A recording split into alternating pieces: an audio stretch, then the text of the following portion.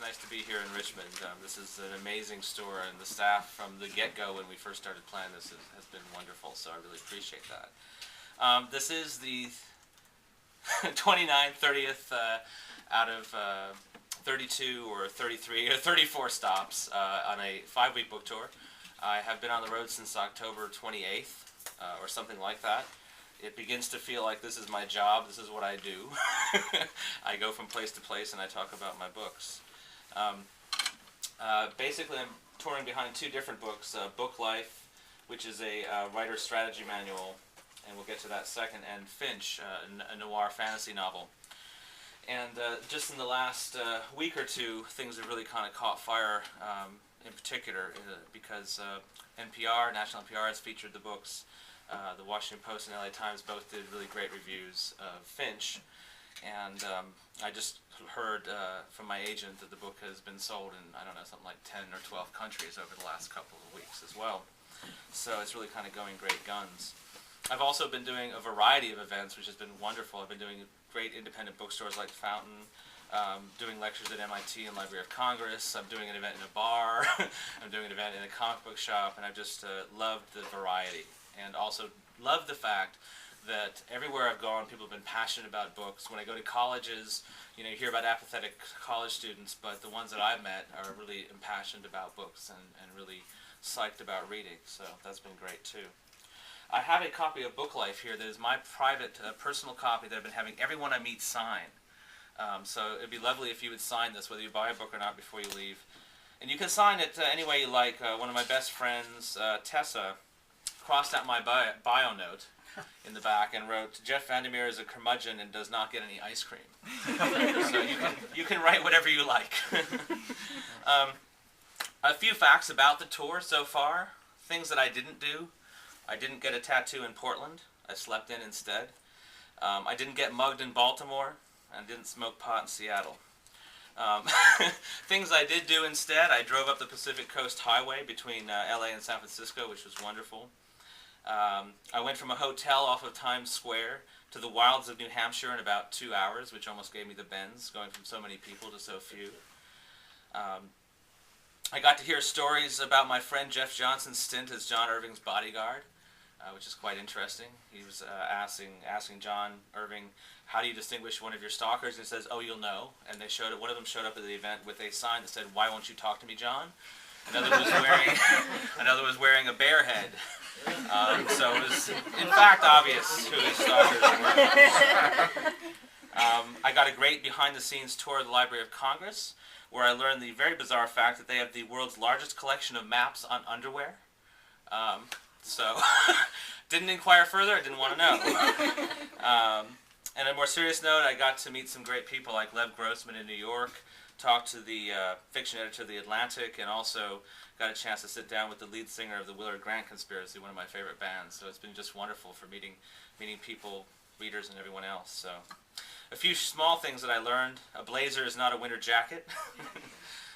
If I don't get a haircut in 5 weeks, my sideburns grow in unevenly.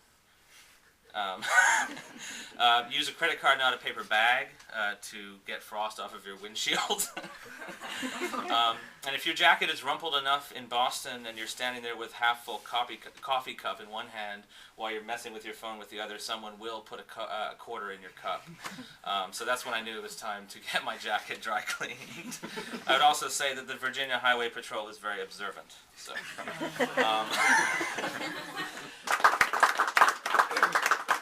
So I haven't been entirely serious this evening, but I'm happy to take serious questions about writing, about new media, about anything that you would like to ask about.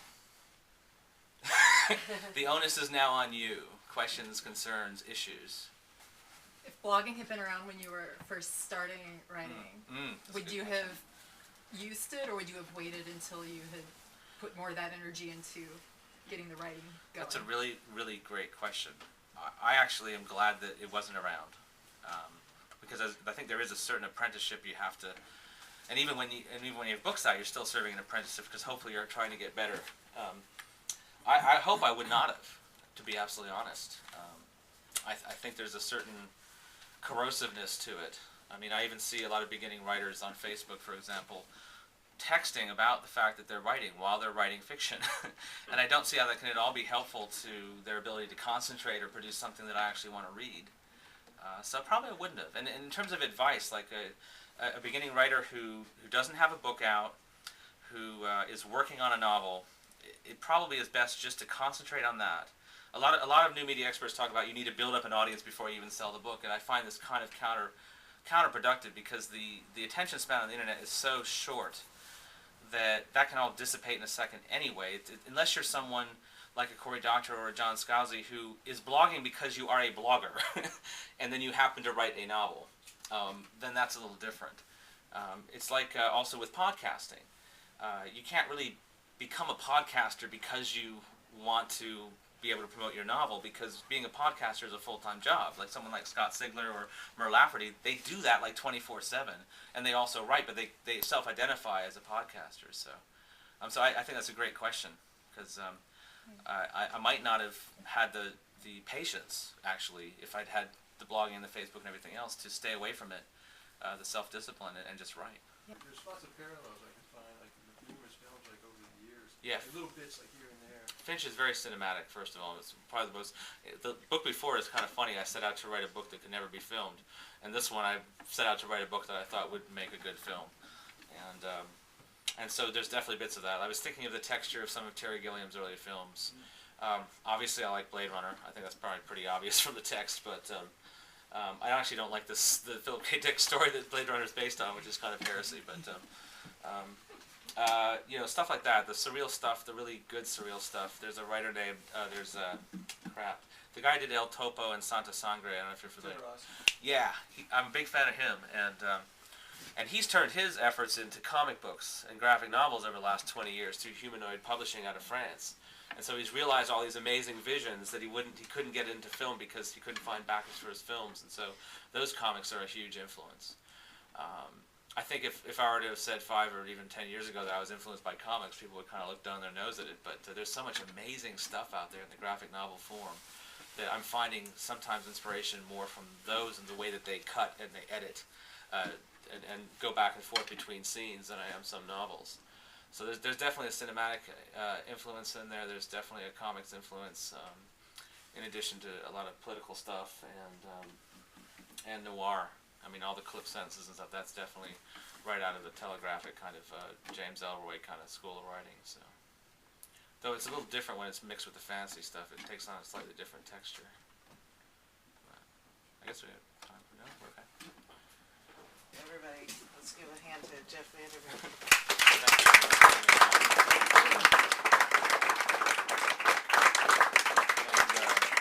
Please do sign my copy if you get a chance before you leave. Probably an inner page, because the outer pages are falling apart. There's like 500, 600 signatures in here by now, and they're mostly on the outer pages. So there's some profanities, but they're all by my friends. So.